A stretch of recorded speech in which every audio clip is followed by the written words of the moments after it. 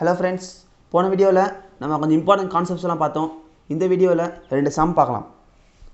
First, Mr. X purchased a land on 12/12/2012.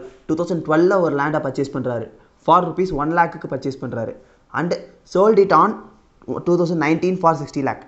ஒரு some நம்ம எடுத்துக்கிட்டோம்னா ஃபர்ஸ்ட் பார்க்க வேண்டியது அது ஷார்ட் டர்மா லாங் டர்மான்னு பார்க்கணும். அப்பதான் இண்டெக்ஸ் பெனிஃபிட் வருமா வராதான்னு நம்ம தெரிஞ்சுக்க முடியும். இதில் பார்த்தீங்கன்னா 12-19 7 years இருக்குது. ஸோ கண்டிப்பாக லாங் டேர்ம் தான். ஃபஸ்ட்டு சேல் கன்சிடரேஷன் 60 லட்சம் மைனஸ் எக்ஸ்பென்சஸ் கிடையாது, நில். வர்ற ஆன்சர் நெட் சேல் கன்சிடரேஷன். இதிலேருந்து இப்போ நம்ம என்னென்னு கண்டுபிடிச்சிட்டோம், லாங் டேர்ம்னு கண்டுபிடிச்சிட்டோம். அதனால இண்டெக்ஸேஷன் வரும். So indexed cost of acquisition 1 lakh first purchase value, cost of acquisition 1 lakh into current year என்னது 2019. இண்டெக்ஸ் என்னன்னு பார்த்தீங்கன்னா 280. இது வந்து கொஸ்டினில் கொடுத்துருப்பாங்க, உங்களுக்கு பிரச்சனை இல்லை. பை பர்ச்சேஸ் பண்ண வருஷத்தோட இண்டெக்ஸ் என்னன்னு பார்த்தீங்கன்னா 200. So 1 lakh into 280 divided by 200 போட்டால் இண்டெக்ஸ்டு காஸ்ட் ஆஃப் அக்விசிஷன் கிடச்சிரும். அது 1,40,000. இண்டெக்ஸ்டு காஸ்ட் ஆஃப் இம்ப்ரூவ்மெண்ட் கிடையாது, so nil. So 60 lakh minus 1,40,000 பார்த்தீங்கன்னா 58,60,000. That's all. ரொம்ப ஈஸியாக தான் இருக்கும் இது. அடுத்து mister X purchased a land in 1884. So before 2001 வந்திருக்கு. ஃபார் 30,000. கன்ஸ்ட்ரக்ட் கிரவுண்ட் ஃப்ளோர் வந்து 10,000க்கு வந்து 89-90ல் கன்ஸ்ட்ரக்ட் பண்ணியிருக்காரு. ஃபேர் மார்க்கெட் வேல்யூ 1/4/2001ல் 1 lakh.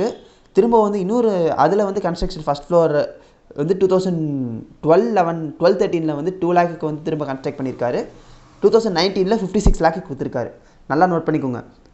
பர்ச்சேஸ் பண்ணது ஒரு பிஃபோர், கன்ஸ்ட்ரக்ட் பண்ணது ஒரு பிஃபோர். ஸோ இது ரெண்டையும் என்ன பண்ணணுங்கிறதுக்கு நான் போன வீடியோவில் சொன்ன நோட்ஸ் நல்லா ஒரு தடவை பாருங்கள். மறந்துருந்தீங்கன்னா ஒரு தடவை அந்த வீடியோவை பார்த்துட்டு வந்து இந்த வீடியோவை பாருங்கள்.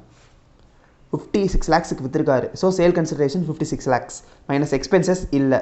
நெட் சேல் கன்சிடரேஷனும் 56 lakhs. அடுத்து இண்டெக்ஸ்டு காஸ்ட் ஆஃப் அக்விஷன். ஏன்னா இது லாங் டேர்ம் தெரிஞ்சிருச்சு.